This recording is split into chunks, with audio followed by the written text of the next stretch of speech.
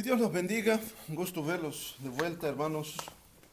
Gracias por vuestras oraciones, por el viaje que hicimos el miércoles. El miércoles, si Dios quiere, abordamos poco sobre nuestro viaje, pero hoy vamos a tratar un tema aquí poco más extenso y queremos dar todo el tiempo a la palabra de Dios. Mateo capítulo 5, versículo 13, dice de la boca del Señor Jesús. Mateo capítulo 5, versículo 13. El Señor Jesús dijo un versículo, una palabra. Vosotros, diciendo a sus discípulos, vosotros sois la sal de la tierra. Pero si la sal se desvaneciere, ¿con qué será salada?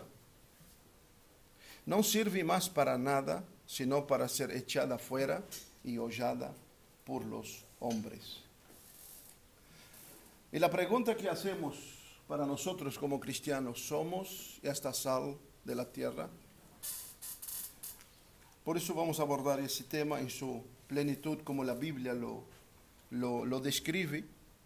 Y vamos a sacar la enseñanza para nuestra vida. Y ojalá que podamos poner por práctica lo que el Señor Jesús, lo que la palabra de Él nos dice. El pecado, hermanos, el pecado desde el Edén dejó consecuencias terribles en las tres áreas de la vida del ser humano. La primera fue en el espíritu, porque todos somos un espíritu, que tenemos una mente, una alma y que habitamos en un cuerpo. En el espíritu, según Efesios 2:1, estando vosotros muertos en vuestras ofensas. Y cuando Jesús le dijo a Adán, si comieres, si me desobedecieres, morirá. La palabra muerte es separación. La primera consecuencia del pecado fue la separación espiritual, que la conexión interior del hombre con Dios se rompió. Esa fue la primera área de la consecuencia del pecado. La segunda consecuencia fue nuestra mente, una depravación total. La mente, el espíritu, cuando se separó de Dios, la mente comenzó a vivir totalmente independiente de Dios y tuvimos y vemos y somos una depravación moral que el mundo experimentó en su mente.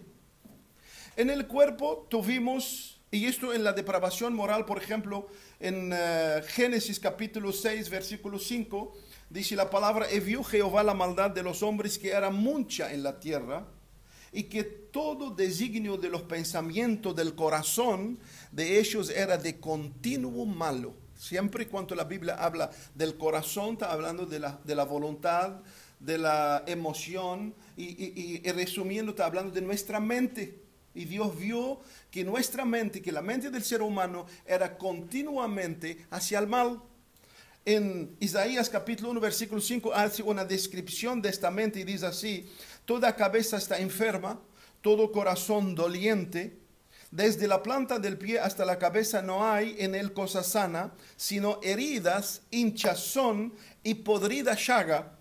No están curadas, ni vendadas, ni suavizadas con aceite. O sea, la descripción que Dios hace del ser humano en su estado moral. En Romanos capítulo 3, versículo 12, el apóstol Pablo sigue con la misma descripción y dice, todos se desviaron, a unas se hicieron inútiles, no hay quien haga lo bueno, no hay ni siquiera uno. Sepulcro abierto su garganta, con su lengua engaña, veneno de áspid está bajo sus labios, su boca está llena de maldición y amargura. Sus pies se apresuran para derramar sangre, quebranto y desventura hay en sus caminos y no conocieron camino de paz. Ese es el estado de la mente, del moral del ser humano. Dios lo describe en la consecuencia del pecado. En el cuerpo tuvimos la decomposición molecular, que es decir, todos nosotros estamos muriendo, todos nosotros estamos descomponiendo. Pablo, hablando del cuerpo, dice, porque sabemos si esta nuestra morada terrestre y ese tabernáculo, habla de su cuerpo, se deshiciere, se descompone en el griego, tenemos un edificio hecho, una casa por la mano de Dios. La Biblia llama ese triple proceso de espíritu, de alma y de cuerpo, corrupción. usa la palabra corrupción. En toda la Biblia se utiliza esa palabra. En la ciencia, es la segunda ley de la termodinámica, que es también llamada la ley de la entropía, donde fue definida en 1850 por Clausius, y que quiere decir que las cosas tienden a moverse de un estado de orden hacia un estado de desorden. Esa es la ley que los evolucionistas no les gusta que estuviera esa ley. ¿Por qué? Porque rompe totalmente con el esquema de la evolución. Y dice que todo tiende a decaer, a oxidarse, a corromperse, a echarse a perder con el tiempo. Todo, no hay nada. Ni el acero, ni el hierro, todo tiende a descomponerse. Entonces, ¿qué es la corrupción que la Biblia habla? En el griego la palabra corrupción quiere decir phthora, que quiere decir decaimiento, ruina, perdición, destrucción y putrefacción. Esa palabra corrupción que la Biblia una y otra vez dice, significa todo esto. El diccionario español, la palabra corrupción quiere decir alteración negativa de la forma o estructura original y verdadera. Y otro significado es degeneración de la moral y de los costumbres. Eso es lo que resume el diccionario español. Entonces, el propósito de Dios en enviar su Hijo Jesús a esa tierra era exactamente que sea el antídoto. Y todos nosotros sabemos. El antídoto de esta corrupción. El antídoto de esta decomposición que el hombre estaba teniendo. Vino en forma de ser humano, murió por nosotros en sustituto del ser humano. Cumplió como era un hombre sin corrupción. Vino, se hizo corrupción por el ser humano para pagar en la cruz el precio de cada uno de nosotros. Por eso Pablo en 2 Timoteo 1:9 dice así, hablando sobre Jesús, dice así: quien nos salvó y llamó con llamamiento santo, no conforme a nuestras obras, sino según el propósito suyo y la gracia que nos fue dada en Cristo Jesús, antes de los tiempos de los siglos, pero que ahora ha sido manifestada por la aparición de nuestro Señor Jesús, el cual quitó la muerte y sacó a la luz la vida y la inmortalidad por el Evangelio. Y esta vida que Pablo habla que el Señor nos trajo,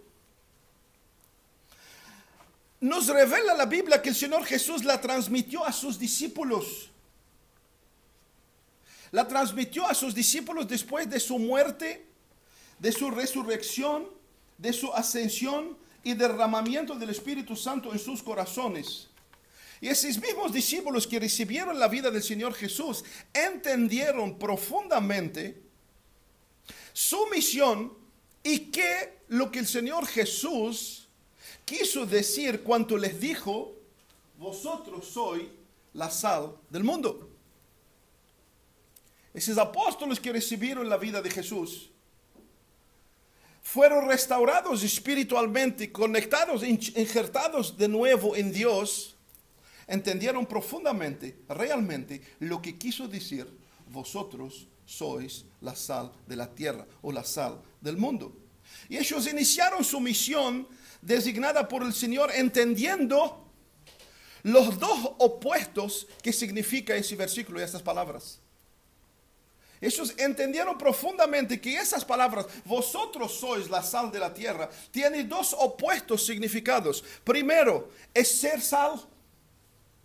Ser sal, ellos entendieron lo que ellos, como seguidores de Jesús, como quien dice que tengo al Espíritu de Dios dentro de mí, entendieron qué papel tienen que hacer.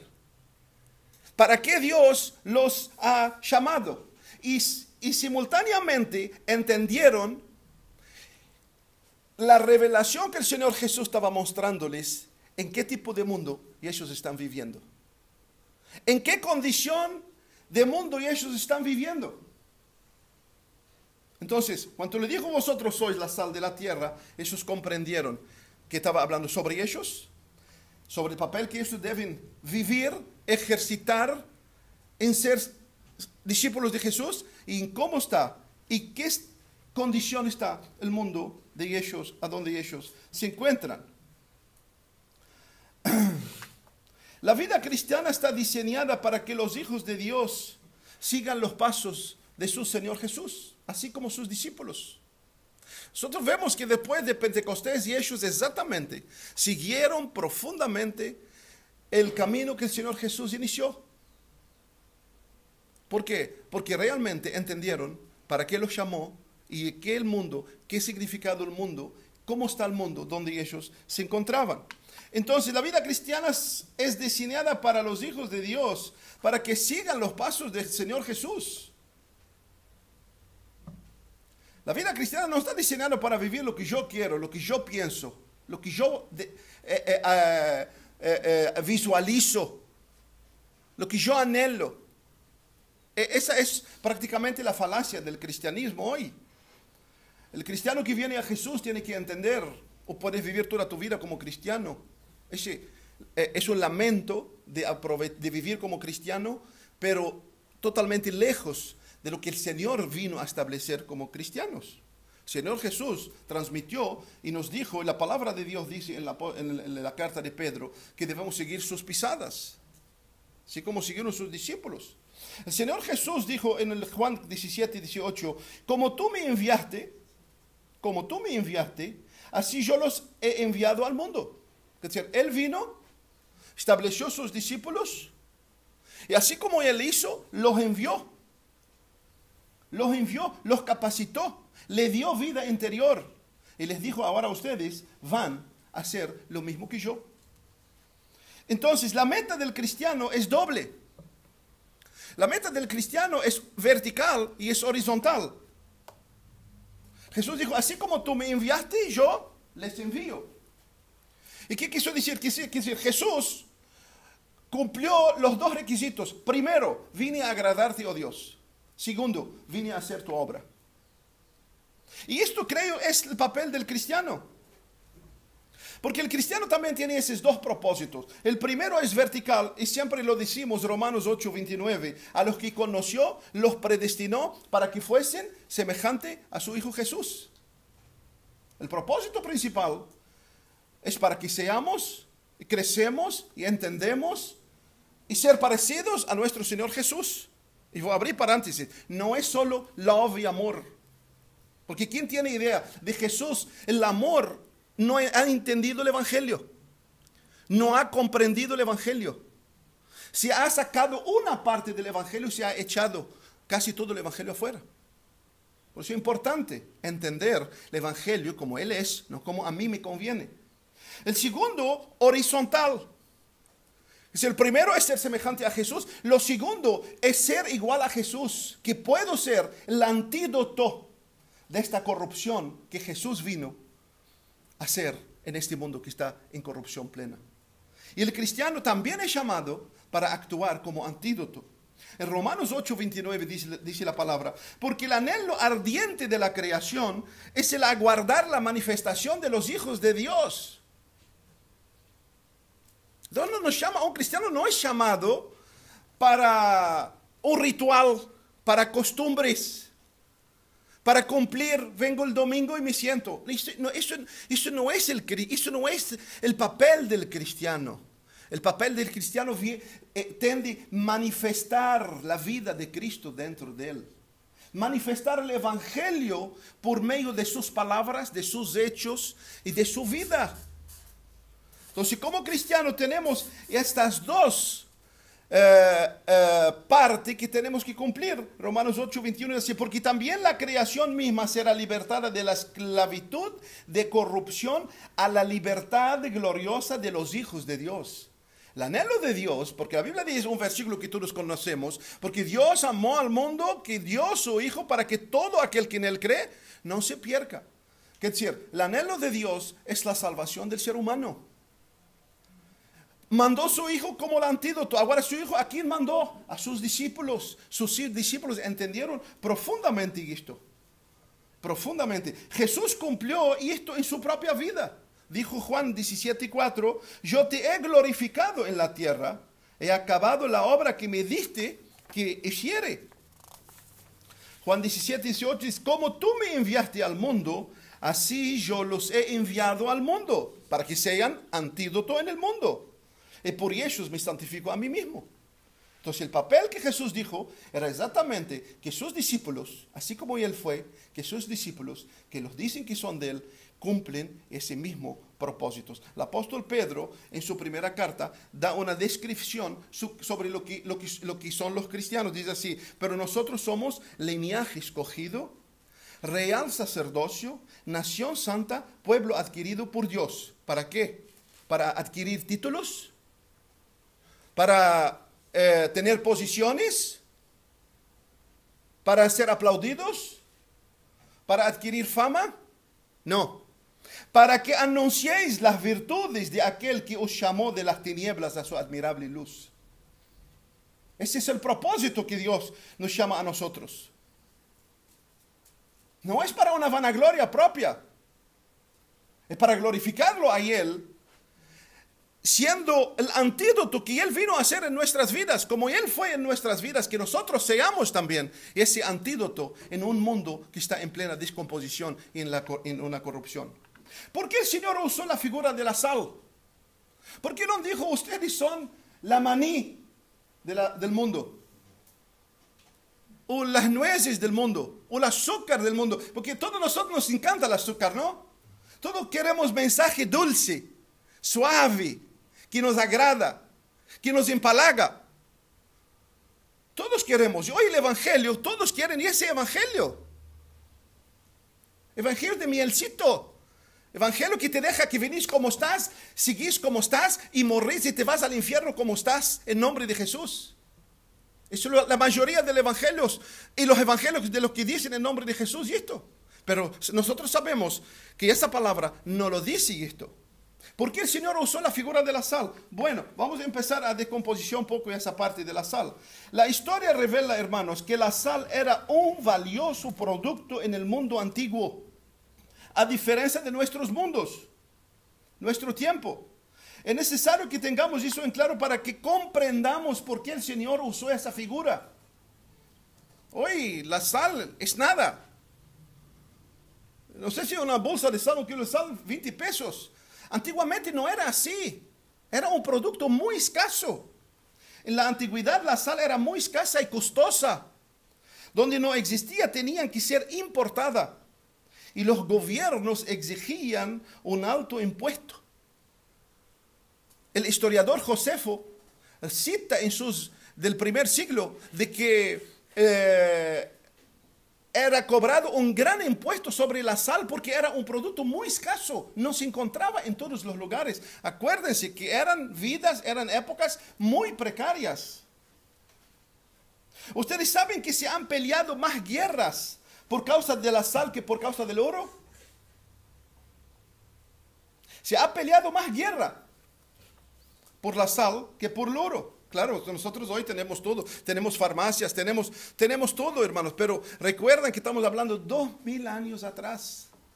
Los que son un poquito mayores, solo recuerdan, 40 años atrás, ve cuánto el mundo cambió.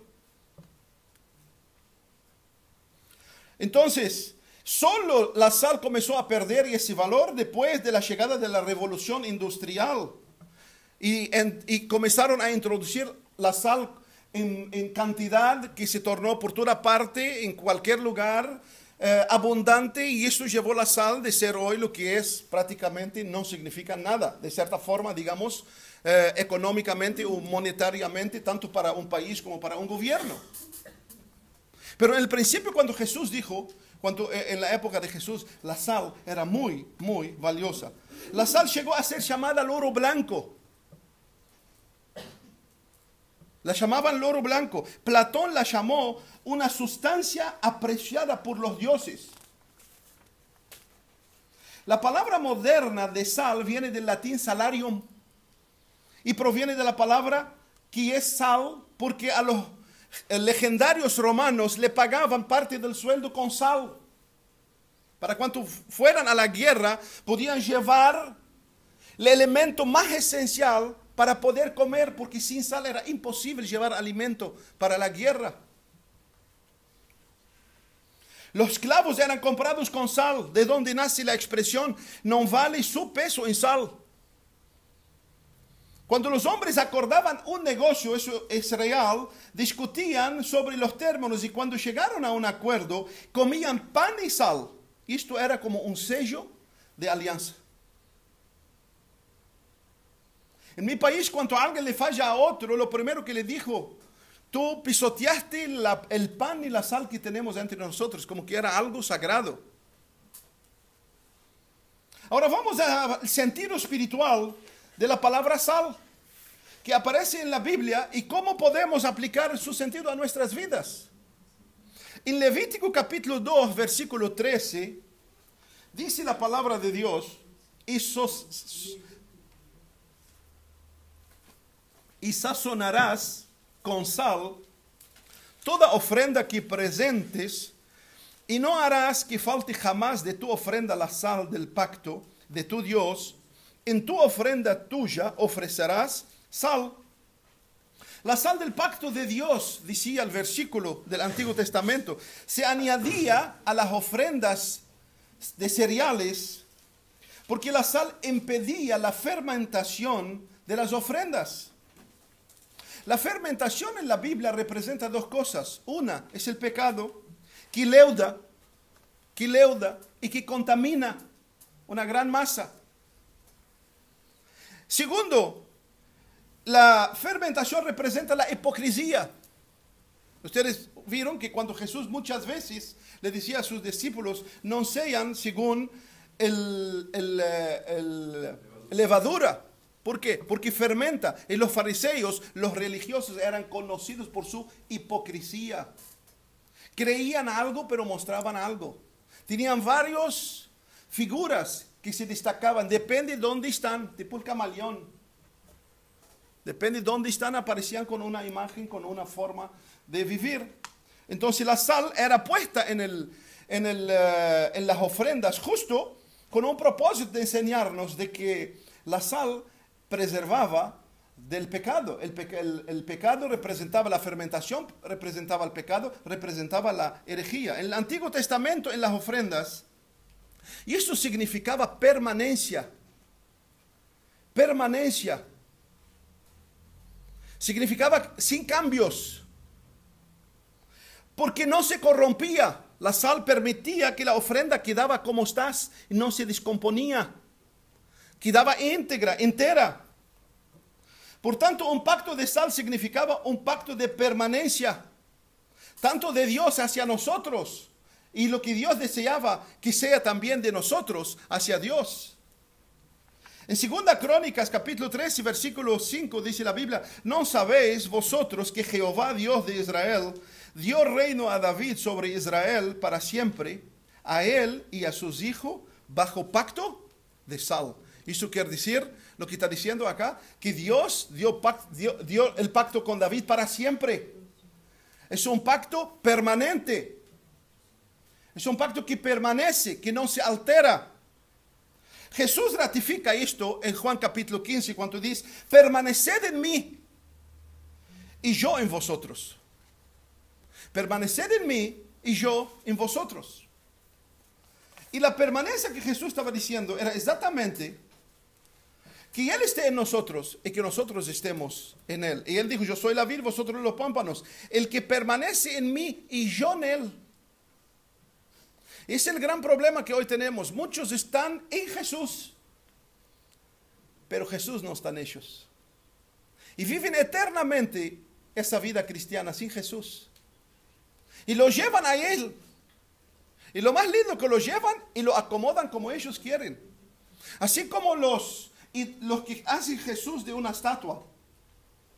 Y lo llevan a donde ellos quieren, y lo ponen a donde ellos quieren, y lo limpian cuando ellos quieren, y lo besan cuando ellos quieren. Muchos evangélicos no tienen esa estatua. La estatua verdadera es su propia vida, su propia carnalidad. Hacen de Jesús lo que ellos quieren, como ellos quieren, a donde ellos quieren, lo que me gusta, lo que me agrada. Y esto no es lo que la Biblia, eso no es permanencia. Permanencia es estar yo en Él y Él en mí. Estar yo en Él, entender lo que Él quiere de mí y actuar según lo que Él quiere de mí. Para ser la sal del mundo, un cristiano debe permanecer en Cristo. Debe permanecer en las verdades de Cristo. Debe permanecer en la integridad de Cristo. Debe permanecer en las convicciones firmes del Evangelio de Cristo. Y el anhelo nuestro, hermanos, como asamblea es permanecer en esta verdad. Que nunca Dios permita que haya fermentación. Que crezca y que daña. Y por la gracia de Dios, hermanos, no vamos a permitir esto. ¿Por qué? No por nuestra valentía, sino con nuestras rodillas a diario clamamos, Señor, no permita que entre pecado que leuda tu iglesia. No permita. Y eso, hermanos, es responsabilidad de todos. Ninguno puede lavar las manos. Ninguno puede decir, yo no tengo nada que ver. Puede no tener nada que ver conmigo o con cualquiera, pero tenés mucho que ver con el Señor si tú dices que es cristiano y si es parte de su cuerpo. Sigo.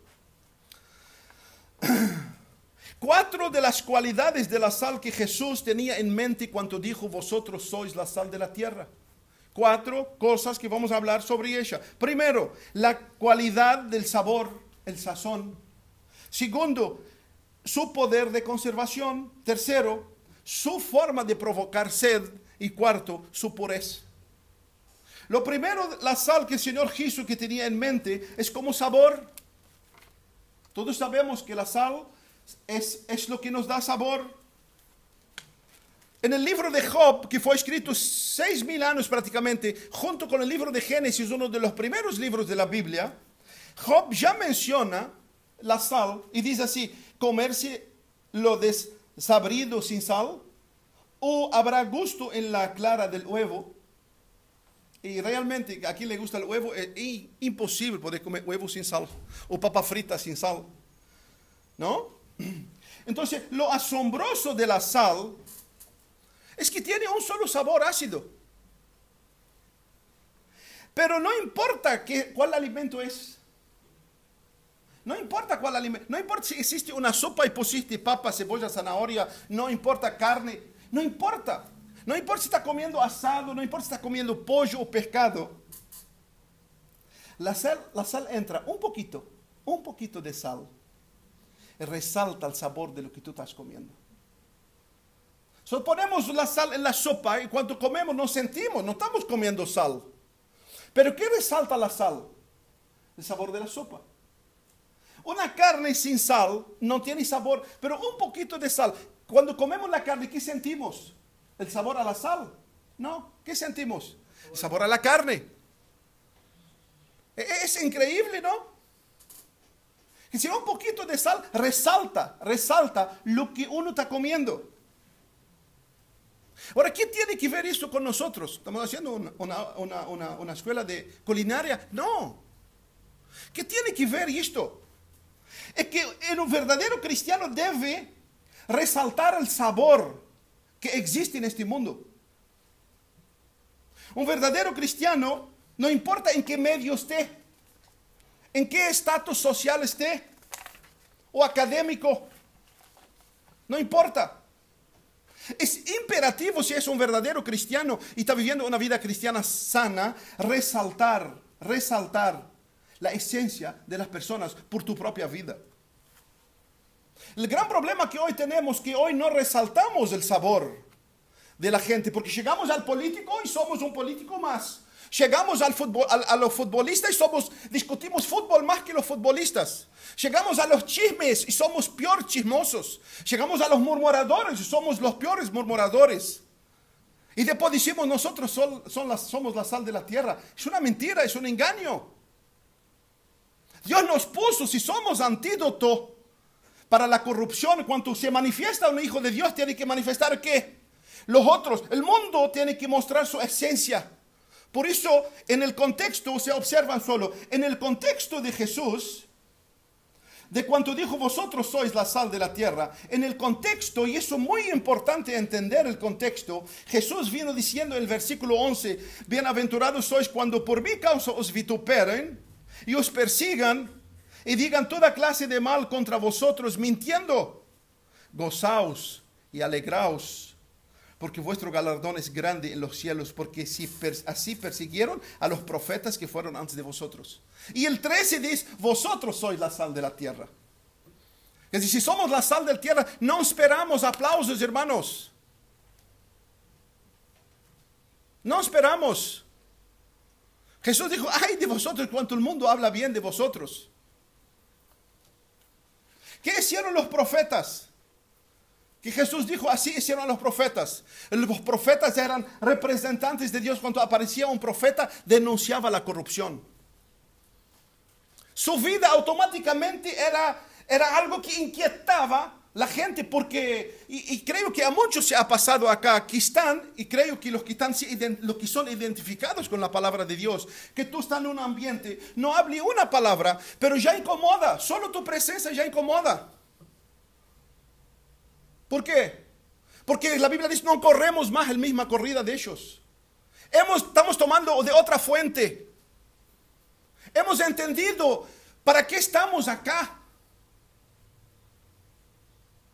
Hemos entendido que hacer memoria de Él no es solo comer ese pan y beber ese líquido, sino hacer memoria de Él en cada instante de nuestras vidas. Sea en el comer, sea en el beber, sea en el trabajar. La Biblia dice, todo lo que hacéis, hacéis como para el Señor. Todo lo que hacéis, sea para la gloria del Señor. Eso es la esencia de un cristiano. Eso es la vida de un cristiano. Para eso es llamado el cristiano. Segundo, la sal, su poder de conservación. Antes de que existiera el refrigerador y las heladeras, la sal era muy importante, era lo único prácticamente que conservaba la alimentación. La gente utilizaba una solución salina y deshidrataba la carne, envolvía la carne. Y la sal dice que deshidrataba las células bacterianas, las frenaba. De esa manera, inhibir el crecimiento, que te impedía el crecimiento de las bacterias, y que hacía, conservaba los alimentos. Ese era el papel de la sal. La sal extraía la sangre y la humedad de la carne fresca, secándolas y preservándolas. Se han encontrado momias preservadas en las arenas salinas de los desiertos en Egipto que datan 3000 años antes de Cristo, intactas. Cuando Jesús dijo que somos la sal de este mundo, quiso decir que cada vez que manifestamos la verdad del Evangelio genuinamente en nuestras vidas y alcanzamos a las personas con la gracia de Dios, nosotros estamos conservando la vida. ¿Qué pasó con Sodoma y Gomorra? Fueron destruidas. ¿Por qué? La Biblia lo deja muy claro, que porque no hubo un justo. Un justo no había, dice, en Sodoma. Y Dios tuvo que destruirla. Hemos sido, hermanos, la sal que conserva la carne. Por ejemplo, ¿qué pasó con el Gadareno? ¿Cómo estaba el Gadareno? Totalmente en los cementerios, desnudo, poseído por los demonios. Cuando apareció Jesús, ¿qué pasó en la vida de este hombre? Lo vieron sentado, liberto, transformado en su pleno juicio. ¿Qué hizo la verdadera fuente de sal, que es Jesús? Conservó la vida de este hombre. Por eso el papel del cristiano es entender que soy llamado para conservar.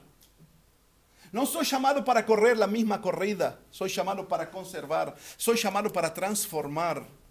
¿Qué pasó con la mujer samaritana? La mujer samaritana pasó por 5 esposos.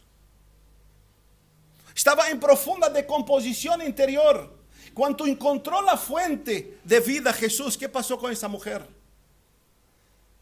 ¿Qué pasó? Llenó su vida. Entendió que no es cambiar de esposo, o de trabajo, o de auto, o de casa.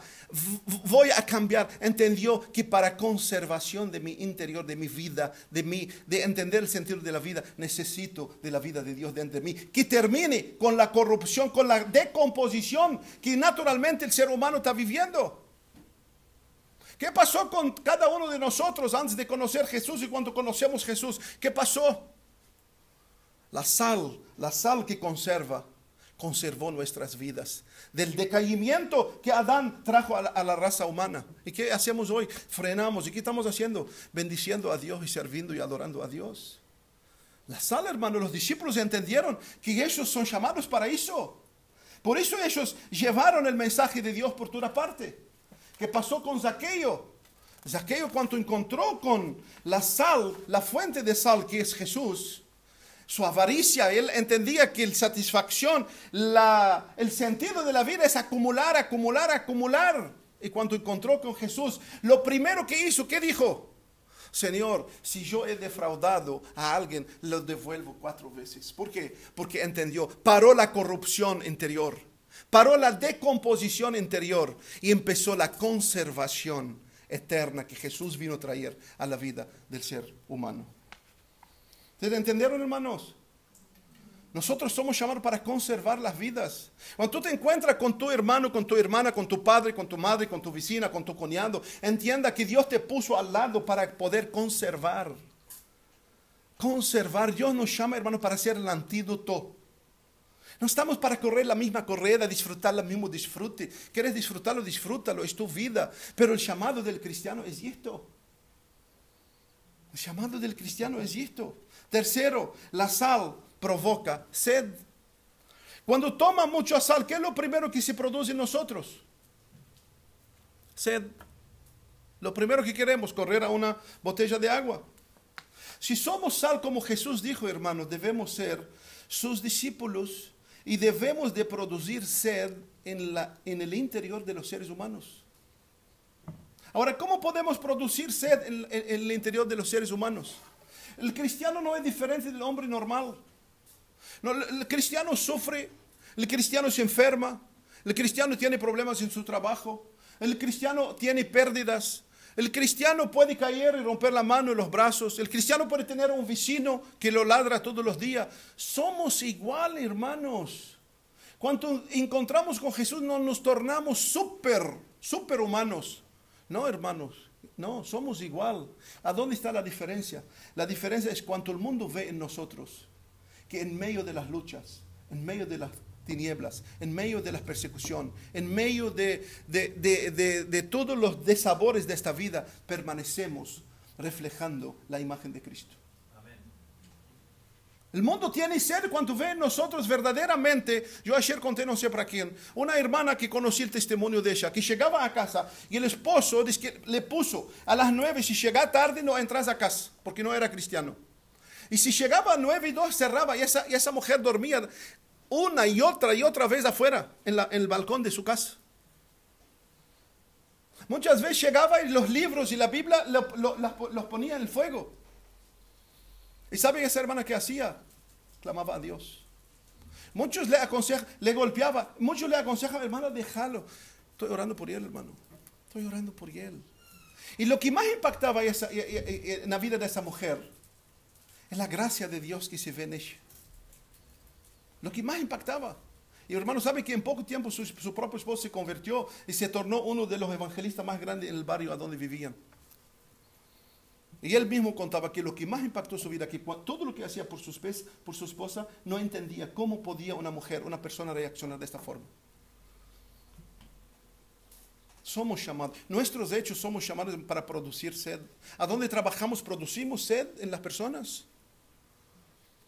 Producimos sed de ver que en nosotros, como decía en Daniel, había otro espíritu. La gente mira en nosotros y ve realmente paz en un mundo que hoy no se sabe lo que es paz. ¿Ven en nosotros verdadero gozo? ¿Ven en nosotros esperanza? ¿O somos como el mundano, reclamamos de todo? Si ponen luz, reclamamos que ponen luz. Está la basura, reclamamos del basura. Entra el Frente Amplio, reclamamos del Frente Amplio. Entra el blanco, reclamamos del blanco. Entra el colorado, reclamamos del colorado. Y estamos insatisfechos con todo. Esto es lo que estamos... ¿Cómo vamos a producir sed en la gente? Y no es algo que tenemos que mentalizarlo. Eso tiene que brotar. Por eso que Jesús dijo, el fruto. Tú puedes decir de ti lo que quieras. Tú puedes te poner en el tercer cielo. No importa a dónde te pones o yo me pongo. Lo importa lo que está saliendo de tu propia vida. Porque el fruto es el único que no se puede falsificar. El fruto naturalmente va a salir. De la abundancia va a salir. No lo que se dice por la boca. Porque les dice por la boca, no importa. Jesús dijo, no es por el labio, sino por el corazón. Tenemos la esperanza. Producimos ser cuando llegamos en el valle de sombra de muerte y la gente nos mira y nos admira. El miércoles nosotros estuvimos en Montevideo y un hermano, el padre de él, estaba a vera de la muerte, cristiano, en Alemania. Lo llamaron que tu papá está en la última. Se fue para Alemania. Llegó allá y Dios bendijo que no lo llevó. ¿Y qué creen que ese viejo, con todo respeto, ese hermano, qué creen que ese hermano quedaba triste? De que cada vez que abría los ojos y se daba cuenta que todavía está vivo, le daba tristeza. Porque dice que le decía a los hijos, no, ya quiero ir, quiero estar allá con el Señor, con mi esposa. Y dice que la tristeza de él no era porque mejoró, la tristeza de él es porque no fue. Y me dijo que cuando él recayó, bueno, le sacaron los remedios, dejaron solo los anestésicos para que no tenga dolor. Le sacaron los remedios y para la sorpresa mejoró, se levantó y está vivo. Pero digo esto, ¿producimos esa esperanza? El mundano ve en nuestras vidas esto y dice, wow, yo quiero tener. Porque ¿cuál es el temor del mundano? La muerte. Dice la muerte y ya quieren degollarte. ¿Por qué? Porque el hombre no quiere saber de la muerte. Lamentablemente, ¿por qué? Porque no está preparado para la muerte. Y muchos cristianos no están preparados para la muerte. ¿Por qué? Porque no disfrutan todavía la abundancia de vida. Para que un cristiano tenga la certeza de la muerte y enfrenta la muerte, tiene que tener una abundancia de vida. Y esa vida es solamente una relación viva, dinámica, plena con la persona de Jesucristo. Tercera cosa que la sal nos muestra es su pureza. Cuarta cosa que la sal nos muestra es la pureza. Refiriendo a Israel, que era el pueblo de Dios, Ezequiel dijo en el 16:4 de su libro, y en cuanto a tu nacimiento, el día que tú naciste, no fue cortado tu ombligo, ni fuiste lavado con aguas para limpiarte, ni salada con sal, ni fuiste envuelta con fajas. Antiguamente, la sal era símbolo de pureza. Bañaban a todos los niños que nacían, lo primero que hacían es los bañaban con sal. ¿Por qué? Porque creían que la sal era la que purificaba el cuerpo de todas las impurezas. Los antiguos declaraban que no había nada más puro en este mundo que la sal. ¿Por qué? Porque provenía de dos cosas más puras, que son el sol y el mar. Y la misma blancura resplandeciente del sal es un cuadro de gran pureza. Entendemos que el sol presenta a Jesús que el sol de justicia.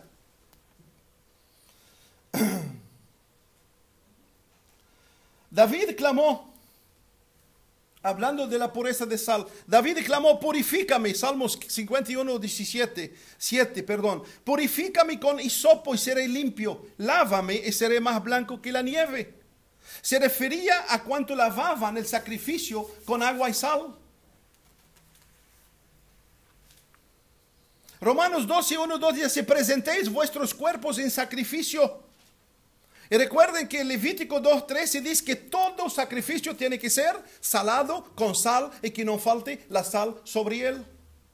Y Romanos dice, presentéis vuestro cuerpo en sacrificio vivo, santo, agradable a Dios, que es vuestro culto racional. Un sacrificio a Dios sin una pureza de corazón, de mente, de lengua, de hechos, no es un sacrificio, es una abominación a Dios. Por eso dice, ruego vos, Pablo cuando dice, ruego vos, hermano, por la misericordia de Dios, lo que Pablo está diciendo, te suplico, los suplico, hermanos, presentéis vuestros cuerpos. Lo que está diciendo, presentélos puros, que no haya contaminación, que no haya fermento. ¿Por qué? Porque será en lugar de sacrificio inmundicia. Eliseo purificó las aguas echándole sal. Segunda Reyes 2:19. Y los hombres de la ciudad dijeron a Eliseo: he aquí el lugar en donde está colocada esta ciudad es bueno, como mi señor ve, mas las aguas son malas y la tierra es estéril. Entonces él dijo: traedme una vasija nueva y poned en ella sal. Y se la trajeron. Y saliendo él y los manantiales de las aguas, echó dentro la sal y dijo: así ha dicho Jehová, yo sané esta agua y no habrá más en ella muerte ni enfermedad. Debemos de ser, hermanos, la sal. Debemos de actuar como agente de pureza en este mundo decaído, nuestro trabajo, nuestra familia. Las aguas acá simbolizan la gente. En la Biblia, aguas representa pueblo, lengua, tribu y nación, personas. La sal, nosotros somos la sal para poder purificar, para poder ser la gente que purifica y este mundo y dejar de estar en decomposición. La sal representa la palabra de Dios, que es la única que puede purificar el corazón del ser humano. El salmista 119:9 dice así: ¿cómo limpiará? Otra palabra, ¿cómo purificará el joven su camino? Y él contesta: con guardar tu palabra. Pero guardar no para repetirla y mostrar que tienes una buena memoria, sino para que sea vista en tu vida y en mi vida. Otras referencias de la sal en la Biblia. La sal se usaba para secar los campos enemigos. Dejaban sus tierras estériles. Jueces capítulo 9, versículo 45 dice: y luego de que Abimelech capturara una ciudad enemiga, la arrasaba y la sembraba con sal. ¿Y qué quiere decir eso, hermano? ¿Qué quiere decir eso para nosotros? Dios nos llamó, hermanos, para sembrar sal en el terreno del enemigo. Jesús, ¿a quién llamó príncipe de este mundo? A Satanás. Jesús nos llama como sal para sembrar el campo del enemigo, hermanos, de sal, para que nosotros seamos la sal, para que esa tierra sea fértil. Solo va a ser fértil con un ejemplo, con una autenticidad del cristiano con su Señor, no con religiosidad. Por eso Jesús le dijo a sus discípulos: he aquí que os doy potestad de hollar serpientes, escorpiones, sobre toda fuerza del enemigo, y nada os dañará. Y ese versículo nos estaba diciendo de gritar como locos, de mostrar poder por gritos. Esto no es poder de Dios. Empujar gente, derrubar gente, hacer show, eso no es poder. Eso es poder que el hombre quiere verlo, porque no tiene el poder de Dios, porque el poder de Dios está en la palabra plena, genuina de Dios.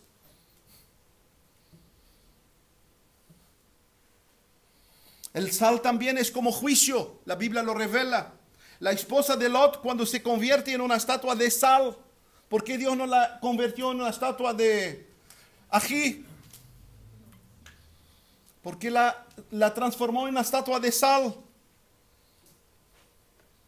Hermanos, cuando uno no aprovecha la gracia de Dios para transformación y bendición, y esta misma gracia se torna una desgracia en su propia vida. Dios le dio la gracia a la esposa de Lot de salir de Sodoma y Gomorra. Y Pablo claramente lo dice en 2 de Corintios capítulo 6, versículo 1, dice así: así pues nosotros como colaboradores suyos os exhortamos, Pablo decía a la iglesia, también que no recibáis en vano la gracia de Dios. No recibáis en vano la gracia de Dios, porque si la recibimos en vano, vamos a llegar a ser como lo que Jesús dijo en Apocalipsis 3:1, la iglesia de Sardes: tener nombre de que vive, pero estás muerto. Si no recibimos la gracia de Dios como Dios la envía y que cumple su propósito en nuestras vidas, hermano, y esa misma gracia se tornará una desgracia, porque la verdadera palabra desgracia es para alguien que dice que es cristiano, que experimentó lo que es ser cristiano, pero está totalmente fuera del ámbito y de la vida de ser un cristiano. Este es el que le cumple la palabra desgraciado, porque tiene toda para vivir la gracia, desarrollar la gracia, ser pleno de la gracia de Dios, y vive totalmente desgraciado. Primera Timoteo 5:6 dice así, porque, hablando de las mujeres y ese tipo de mujeres, dice así, porque la que se entrega a los placeres, y acá placeres no es vida, perdón, no es prostitución.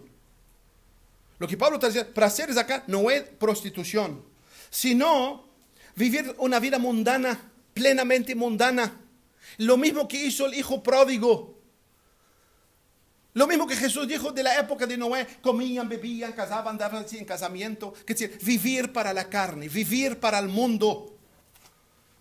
Y dice así, lo que vive así, viviendo, está muerta. Viviendo, está muerta. Y estaba hablando de personas cristianas, no estaba hablando del mundo, estaba hablando de personas cristianas, que dice que es cristiana pero quiere correr lo mismo del mundo y vivir el estilo del mundo, la mente del mundo, el querer del mundo, el gozo del mundo, agradar al mundo. El Espíritu Santo dice, vive pero está muerta.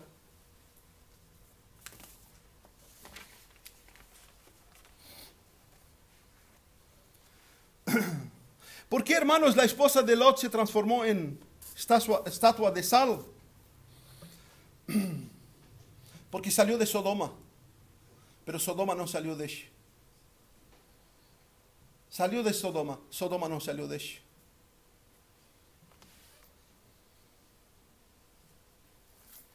Su mirada, hermano, volvió para atrás. Su cuerpo salió, pero Sodoma, el efecto de Sodoma quedó adentro. Por eso Dios la transformó en estatua de sal, lo que debía ser.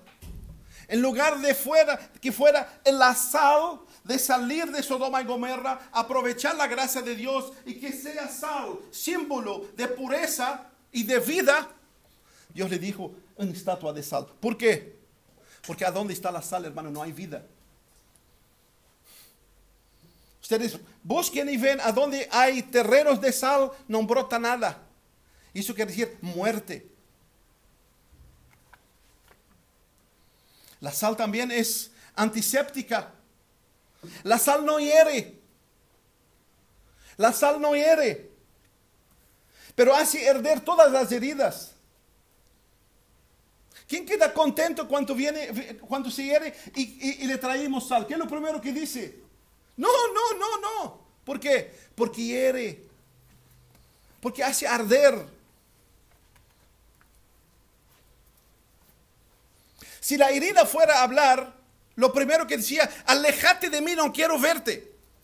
A la sal, ¿verdad o no? Ahora, ¿qué tiene que ver eso con nosotros? Hermano, tenemos que tener en cuenta esto, porque muchos creen que por ser discípulos de Jesús o ser semejante a Jesús, lo que hablamos en el principio, tenemos que ser dulzura. Y no estoy hablando de ser groseros, no es esto.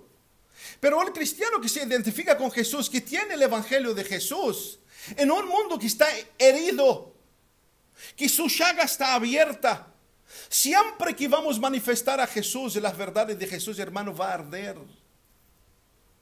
Y que justo ahí a donde cometemos los errores, justo ahí a donde queremos cometer los errores para estar bien, entonces hago y vivo para agradarlo. Y Él no necesita agrado, hermano. La persona que está al lado mío, la persona o mi familiar o mi esposo, mi esposa o mis hijos, no necesita, hermano. Y acuérdense, están en decomposición, están en corrupción. Si somos la sal, hermano, yo no estoy hablando de mal carácter. Eso es totalmente opuesto al evangelio de Jesús.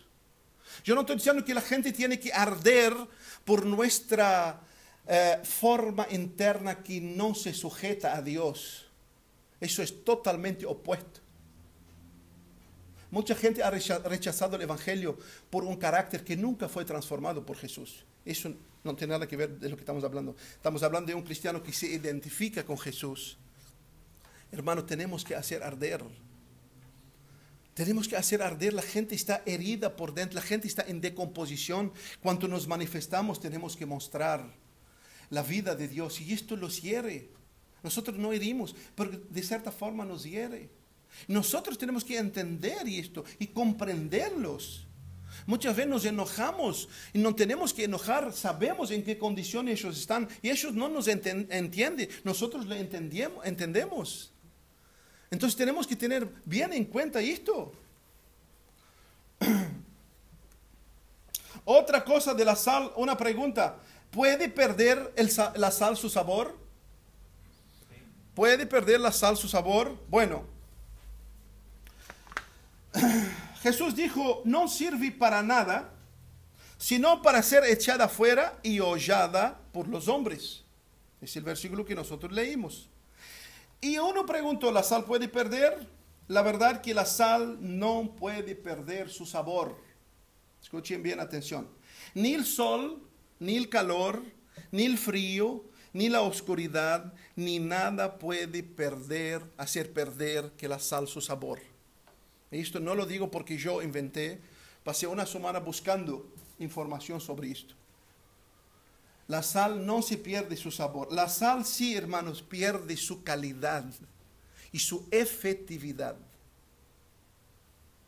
En los tiempos de Jesús no tenían cómo refinar la sal. Todo era trabajo precario, manual. No había bolsas, no había depósitos adecuados. Entonces, ¿qué hacían? Guardaban la sal en intemperie. ¿Y qué pasaba? Muchas veces, entraba agua por el suelo y filtraba la sal. Entonces, la parte que quedaba expuesta por abajo perdía su efectividad, perdía su sabor. La humedad hacía que la sal seguía como sal, pero la parte salada como que se filtraba en la tierra.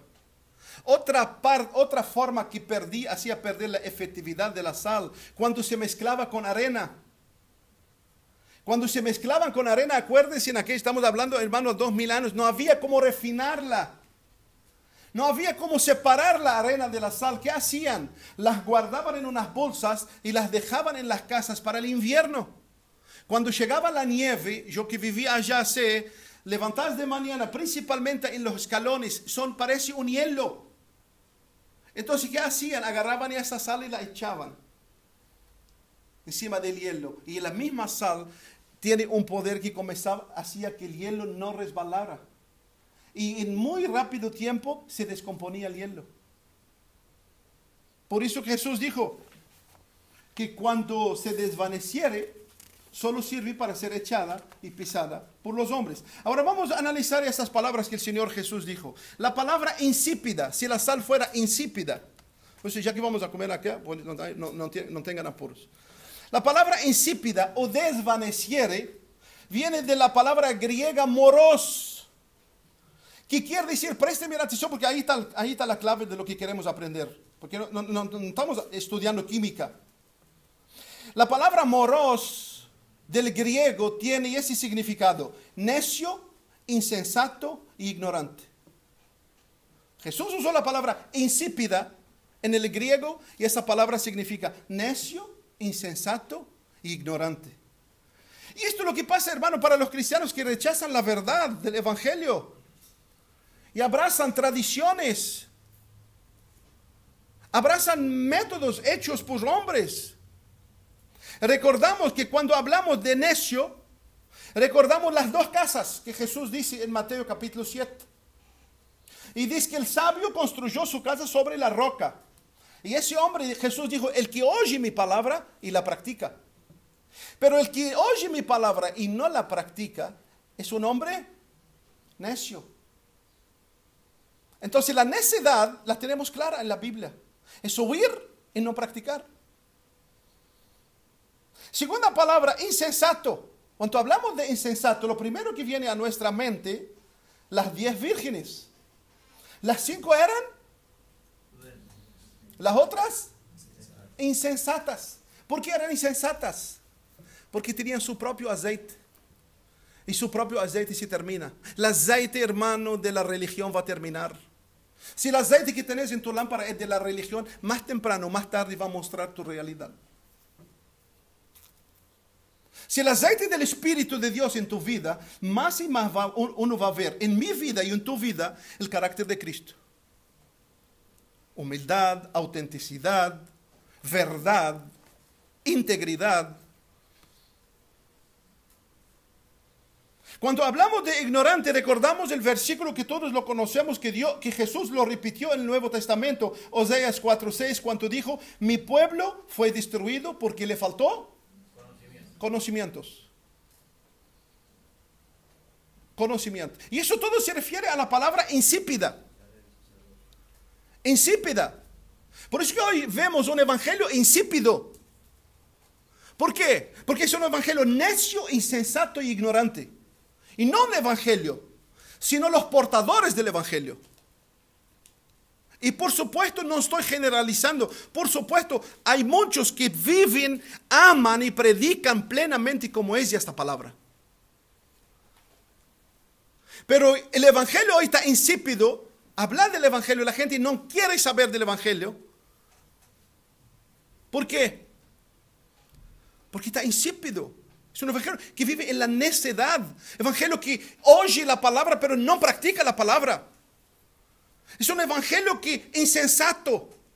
Viene a Cristo pero sigue con su propio aceite. Y va a terminar. Y es un evangelio que apunta a la ignorancia.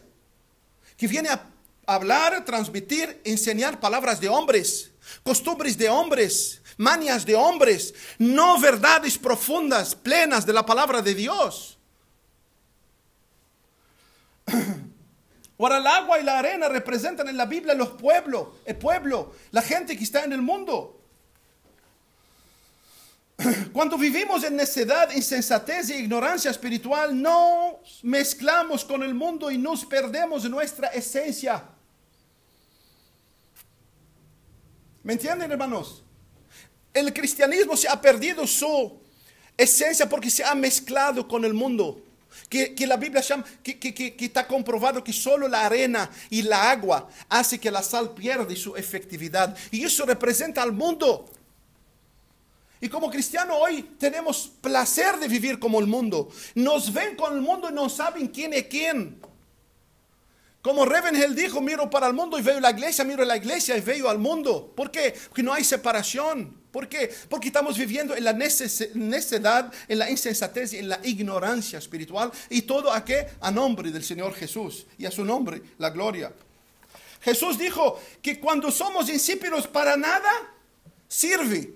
La palabra sirve en el griego quiere decir ishuo, que eso significa perder poder. Perder poder.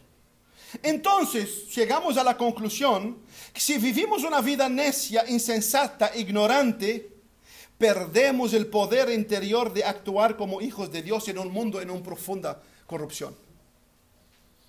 Y así la sal se torna insípida.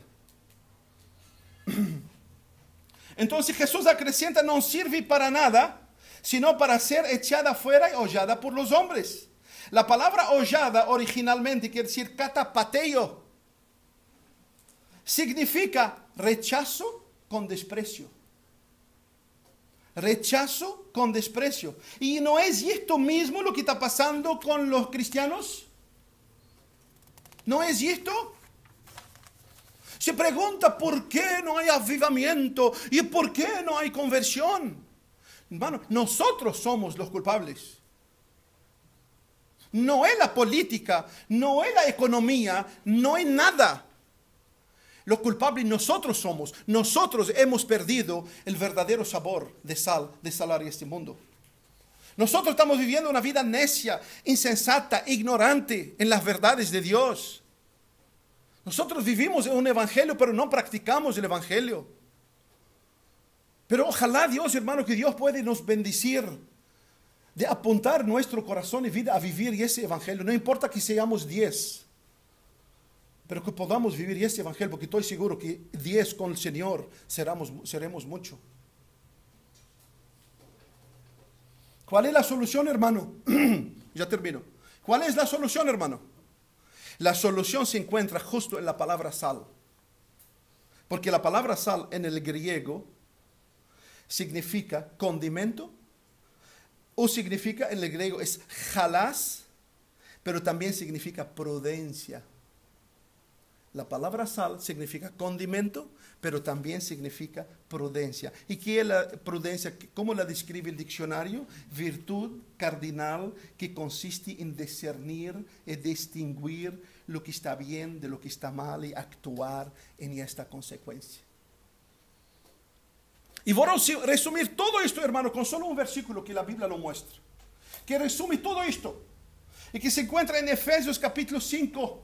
Y me gustaría que todos lo abran. En capítulo 5 de Efesios, capítulo 5, versículo 14.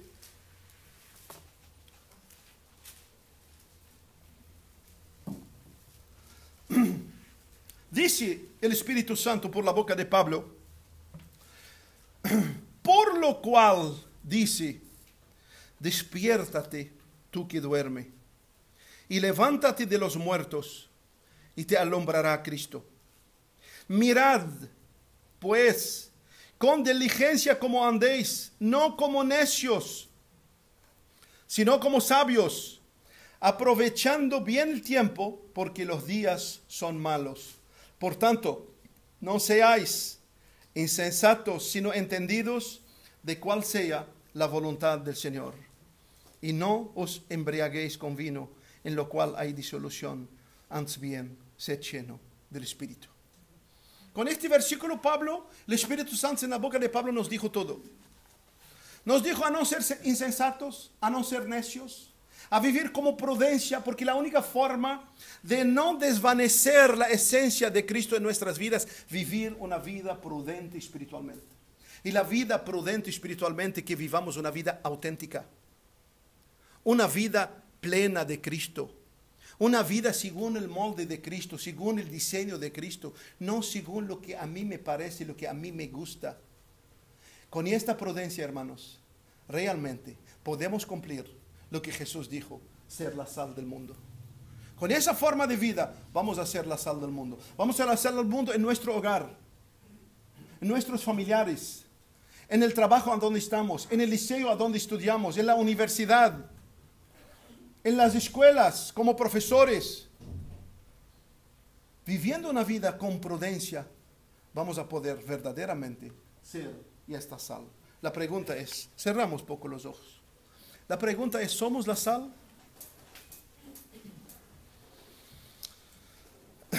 ¿Somos la sal, hermano, del mundo? ¿Tú qué dices? Y me refiero a mí también, que somos cristianos. ¿Somos ya esta sal? Hermanos, que no tengamos un concepto de nosotros equivocado. Permitamos que nuestro Dios nos examine y que podamos tener el concepto. Lo maravilloso, hermano, que mientras que vivamos, tenemos tiempo de cambios. Que podamos examinar, hermano, nuestros corazones. ¿Somos la sal? ¿Tengo la esencia? ¿Estoy produciendo sed? ¿Estoy trayendo conservación? En mi corazón está la verdad de Dios para transformar vidas y traer la conservación. ¿Somos los agentes antisépticos de matar el pecado de donde nos rodea? ¿O corremos, hermano, la misma corrida mundana de pecado con los mundanos?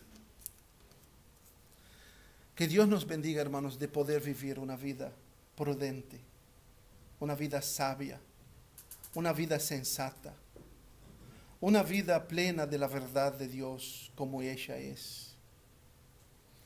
Te rogamos, Señor, te bendecimos en esta mañana. Gracias porque tú viniste a ser el antídoto de la corrupción de este mundo. Lo practicaste en cada uno de tus hijos. Nos heriste con tu palabra, Señor. Nos dolió mucho saber que somos tan malos. Pensábamos que éramos tan buenos. Pero nos heriste, nos hiciste ver que éramos tan malos. Pero también con la herida, Señor, tú sanaste nuestras llagas y nos restauraste.